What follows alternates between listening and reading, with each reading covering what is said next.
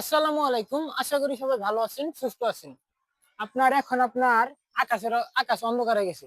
বাজে এখন আপনার ৪টা, আকাশ অন্ধকার। মানে আমাদের খামারে আপনার অন্ধকার হয়ে গেছে। একটা বাতি জ্বালায় রাখছিলাম আর পুরা ঘর কিন্তু অন্ধকার। আর দেখেন শয়তান মুরগির বাচ্চাগুলো, মাইশের মুরগির বাচ্চাগুলো আমাদের এখানে আসলাই মাসলাই করছে এটা কি? দেখেন হাসলাই মাসলাই করছে এটা কি? তো আমাদের খামারে এখন ঢোকাটা খুবই প্রয়োজন।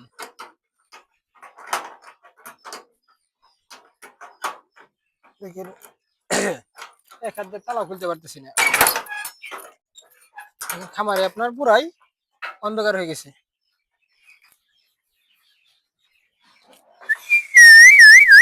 আজকে যাক আপনার ব্যাখ্যানে দিয়ে দিছি, সবখানে বাড়াই দিছি। আর আমাদের এই যে বাতিটা, এই যে মানে বুটের যে লাল বাতিটা আছে, এই বাতিটা নষ্ট হয়ে গেছে গা, বুঝলাম না।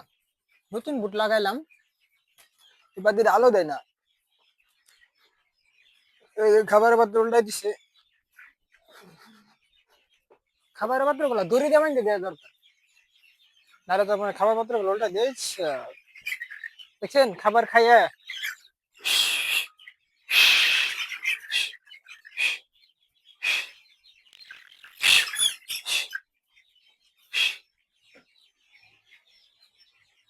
মুরগির বাচ্চা গুলা খাবার খায় একেবারে পেট পাত্র খালি করে ফেলাইছি।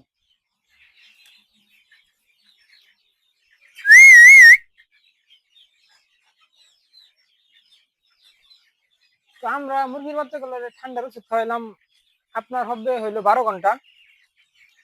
12 ঘন্টা করাই গতকালকে রাত্রেবেলা খাইছি, আজকে তো আবার রাত্রি গেল গা, প্রায় 24 ঘন্টা মুরগির বাচ্চা গুলো ঠান্ডার ওষুধ খাওয়াইছি।